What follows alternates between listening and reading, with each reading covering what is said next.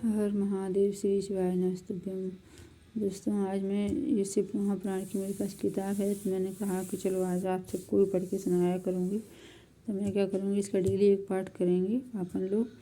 तो अपन लोग क्या होता है, अपन जैसे महापुराण कथा सुनते हैं, जो साधु संत लोग बताते हैं, जो व्यास जी बताते हैं, अपन वो सुनते हैं। मतलब हम क्या करेंगे, आपको एकदम बिल्कुल क्लियर दिखाई देगा। जो इसमें लिखा हुआ है वही हम आपको दिखाएंगे, आप खुद पढ़ना।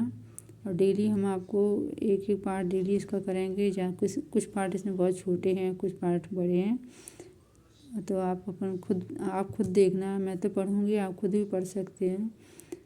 तो अपन को ये क्या है, ये हम इसलिए आपको बता रहे हैं, इससे आपको ना खुद को पता चले कि इस किताब में शिव पुराण के अंदर आखिर है क्या। मेन उद्देश्य ये है कि इसके अंदर हकीकत में है क्या। तो हम आपको डेली पढ़ के बताएंगे। आप सब्सक्राइब भी कीजिएगा, जिससे कि आपको डेली का जो एक पार्ट है आप तक पहुँचे। आप सुन भी सकते हो, आप खुद पढ़ेंगे। मैं ऐसा ही वीडियो बना रही हूँ, आवाज़ भी आएगी, प्लस आपको एक ही शब्द इसमें क्लियर दिखाई देगा। तो चलिए शुरू करते हैं।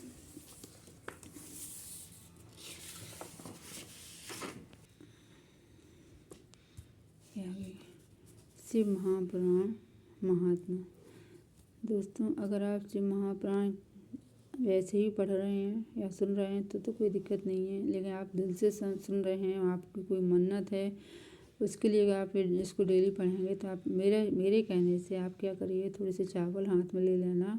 उसके बाद फिर वीडियो ओपन करना, और वह जब ये पूरा पाठ हो जाए उसके बाद फिर वो चावल जो है अपने मनोकामना बोलकर भगवान शंकर पर, शिवलिंग पे चढ़ा देना। घर पर ही, मंदिर में जाने की ज़रूरत नहीं है, आप घर पे ही चढ़ा देंगे। बाबा तो बाबा हैं, घर पे या बाहर मंदिर में हैं तो बोले बाबा ही। तो आज का पाठ हम शुरू करते हैं। ये देखिए, श्री गणेशाय नमः। श्री शिव पुराण महात्मा। भवादिमग्नं दीनं मां समुद्धर भावाणवात् कर्मग्राहण हितांगम दासो अहम तव शंकर। हे भोले बाबा शंकर महाराज, भोले बाबा शंकर जी, मुझसे अगर संस्कृत में कुछ गलती हुई तो क्षमा करिए। सौनक जी ने साधक विषय प्रश्न करने पर सूत जी का उन्हें शिव पुराण की उत्कृष्ट महिमा सुनाना। ये है कि सौनक जी हैं, वो सुना रहे हैं, सूत जी उन्हें सुनाएंगे। श्री सौनक जी ने पूछा, महाज्ञानी सूत जी, आप संपूर्ण सिद्धांतों के ज्ञाता हैं। प्रभु, मुझसे पुराणों की कथाओं के सार तत्वों का विशेष रूप से वर्णन कीजिए।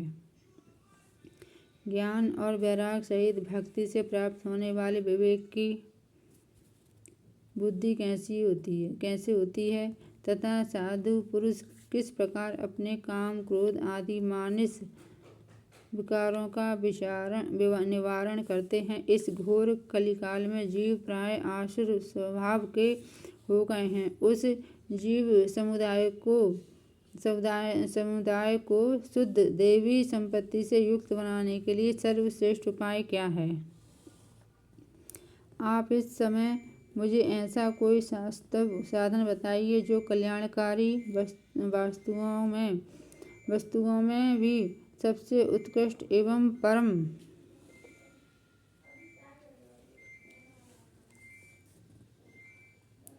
मंगलकारी हो, तथा पवित्र करने वाले उपायों में भी सर्वोत्तम पवित्र कारक उपाय हो। तात वह साधन ऐसा हो जिसके अनुष्ठान से शीघ्र ही अंतःकरण की विशेष शुद्धि हो जाए तथा उससे निर्मल चित्त वाले पुरुष को सदा के लिए शिव की प्राप्ति हो जाए। तब सूत जी कहते हैं कि मुनिश्रेष्ठ सौनक, तुम धन्य हो, क्योंकि तुम्हारे हृदय में पुराण कथा सुनने का विशेष प्रेम है एवं लालसा है। इसलिए मैं शुद्ध बुद्धि से विचार कर तुमसे परम उत्तम शास्त्र का वर्णन करता हूँ। वत्स, वह संपूर्ण शास्त्रों के सिद्धांतों में संपन्न भक्ति आदि को बढ़ाने तथा भगवान शिव को संतुष्ट करने वाला है। कानों के लिए रसायन अमृत स्वरूप तथा दिव्य है, तुम उसे श्रवण करो मुने।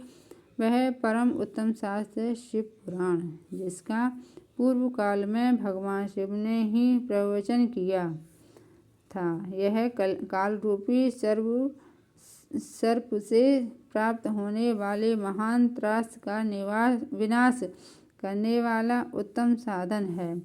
गुरुदेव व्यास ने सनत कुमार मुनि का उपदेश पाकर बड़े आदर से संक्षेप में ही इस पुराण का प्रतिपादन किया है। इस पुराण के प्रणयन का उद्देश्य है कलयुग में उत्पन्न होने वाले मनुष्यों के परम हित का साधन। आगे पढ़ेंगे।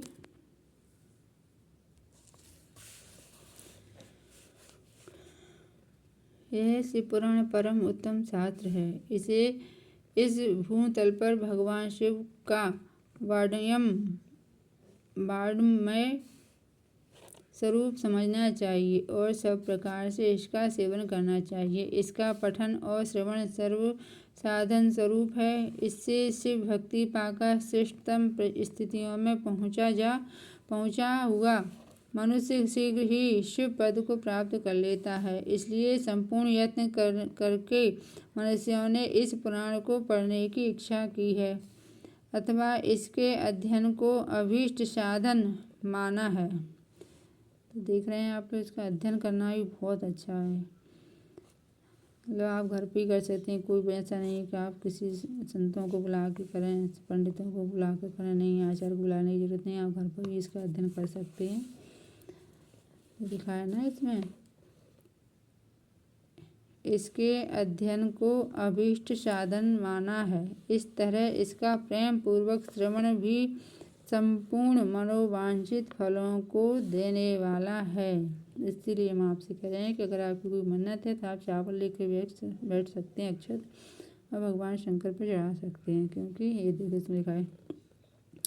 इसी तरह इसका प्रेम पूर्वक श्रवण भी संपूर्ण मनोवांछित फलों को देने वाला है। भगवान शिव के इस पुराण को सुनने से मनुष्य सब पापों से मुक्त हो जाता है तथा इस जीवन में बड़े बड़े उत्कृष्ट भोगों का उपभोग करके अंत में शिवलोक को प्राप्त कर लेता है। यह शिव पुराण मानव ग्रंथ 24,000 श्लोकों से युक्त है। इसकी 7 संहिताएं हैं। मनुष्यों को चाहिए कि वह भक्ति, ज्ञान और वैराग्य से संपन्न हो, बड़े आदर से इसका श्रवण करे। 7 संहिताओं से युक्त यह दिव्य शिव पुराण पर ब्रह्म परमात्मा के समान विराजमान है और सबसे उत्कृष्ट गति प्रदान करने वाला है। जो निरंतर अनुसंधान पूर्वक इस शिव पुराण को वांचता है अथवा नित्य प्रेम पूर्वक इसका पाठ मात्र करता है, वह पुण्यात्मा है, इसमें संशय नहीं है। जो उत्तम बुद्धि वाला पुरुष अंतकाल में भक्ति पूर्वक इस पुराण को सुनता है, उस पर अत्यंत प्रसन्न हुए भगवान महेश्वर उसे अपना पद धाम प्रदान करते हैं। जो प्रतिदिन आदर पूर्वक इस शिव महापुराण का पूजन करता है, वह इस संसार में संपूर्ण भोगों को भोगकर अंत में भगवान शिव के पद को प्राप्त कर लेता है। जो प्रतिदिन आलस्य रहित हो रेशमी वस्त्र आदि के वेष्टन से इस शिव महापुराण का सत्कार करता है, वह सदा सुखी होता है। वह शिव पुराण निर्मल तथा भगवान शिव का सर्वस्व है। जो इस लोक और परलोक में भी सुख चाहता हो, उसे आदर के साथ प्रयत्न पूर्वक इसका सेवन करना चाहिए। यह निर्मल एवं उत्तम शिव पुराण धर्म, अर्थ, काम और मोक्ष रूप चारों पुरुषार्थों को देने वाला है। अतः सदा प्रेम पूर्वक इसका श्रवण एवं विशेष पाठ करना चाहिए।